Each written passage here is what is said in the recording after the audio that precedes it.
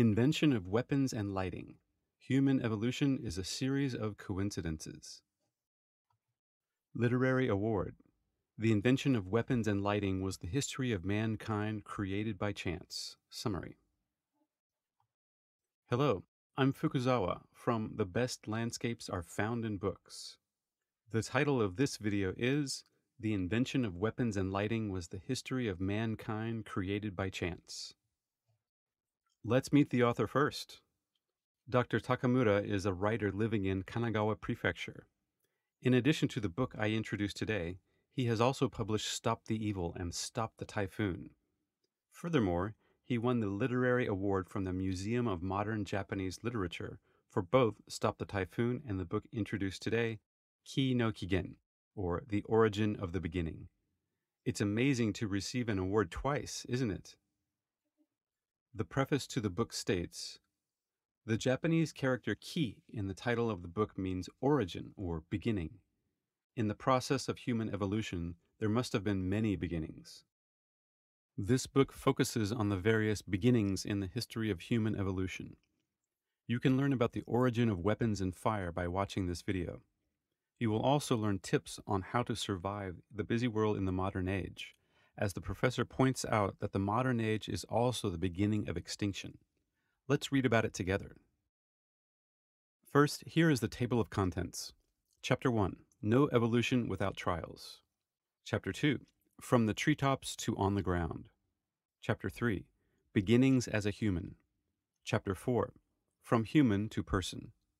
Chapter 5, The Coming Crisis. Chapter 6, Farewell Africa.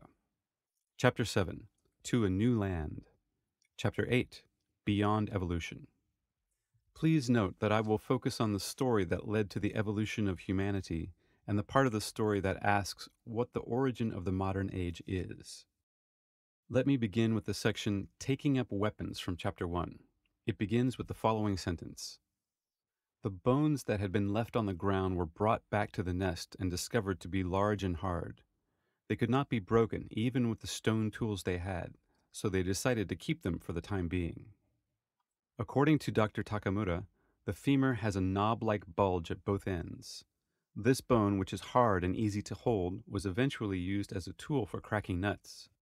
He also summarized, by wielding this stick-shaped bone, they learned they could drive away even the most fearsome beasts of prey. This is what we now call a club. This is how our ancestors came to have weapons. How interesting. Now, let's move on. The next section is from Chapter 3, Firelights. Fire has advanced human life at a rapid pace. The chapter begins with the following sentence. In those days, forest fires often broke out. They were mainly caused by lightning strikes that set trees on fire and spread. Ordinary animals only saw this as a danger and an object of fear, but for the primitive man, it was a little different. According to Dr. Takamura, early man encountered a forest fire during a hunting trip and was surrounded by a delicious smell they had never smelled before. Fearfully, they poked around the area where the smell was coming from using a branch and discovered a burned bird. As some of you have already noticed, this was the beginning of yakitori, or grilled chicken. The origin of everyone's favorite, yakitori, was born from such a coincidence. Later, those who were fascinated by the taste of yakitori went to the site of every forest fire to roast mushrooms and chestnuts as well, and eventually realized they did not have to wait for the fire to start, but could roast them with fire themselves. They would bring fire-lit branches back to their home to keep the fire in a fire pit. However, at this stage it was still a fire outside the house. How did the fire come to be inside the house? It is written as follows. One day, a storm hit the area where early man lived. The roof of the fire pit was blown off, and the fire was almost extinguished by the wind. One man transferred the fire to a torch and rushed into his cave, and at the same time, all at once, they brought fires into their nest. This was the moment the fire was lit inside their dwelling.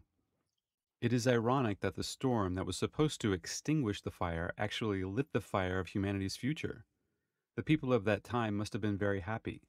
Their living spaces became brighter, they could keep warm, and they were even able to eat roast chicken. This was the beginning of light 1.5 million years ago, and from the perspective of the future, the present day can also be the beginning of something to come. Dr. Takamura points out that the present day is the beginning of extinction. Let's take a closer look. The section Key to Stopping Extinction starts in Chapter 8. An interview with Jose Mujica, also known as the world's poorest president, is also presented. The interview includes the question, how should the human race, which has reached an evolutionary standstill, live in the future? Mujica also answers the question, what is true poverty, as follows. Poverty is not having little, but needing and wanting infinitely more. Today, we live in a disposable society where we work more and sell more. We were not born for expansion. We came to Earth to be happy. I see. The result of our society's overzealous pursuit of expansion has caused problems such as black corporations and death by overwork. Also, when asked, what do you think about Japan ranking 53rd in the World Happiness Ranking? Mujica answered the question as follows. Tokyo has low crime but a high suicide rate. This is probably because Japanese society is too competitive. Why not spend a little more time with family and friends? You only live once and it is over so quickly.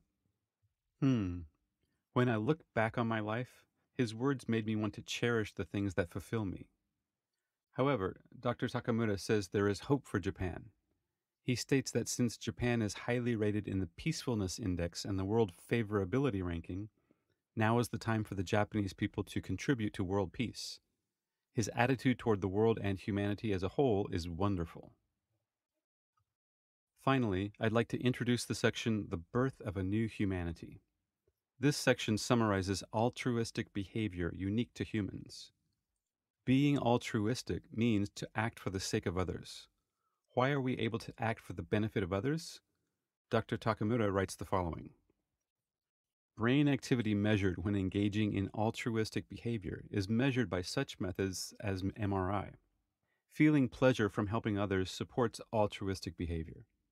It is also known that the motivation to improve one's reputation also promotes altruistic behavior. Another mechanism that promotes altruistic behavior is empathy. When you see someone in trouble, you feel their pain as if it were your own and you want to help them. That feeling of wanting to help. I'm convinced humankind has evolved through the repetition of helping and being helped. Finally, Dr. Takamura concludes in his book by saying the evolution of the Homo sapien brain seems to have already come to a halt, and that we should now move on to mental evolution. This concludes the video. How was it?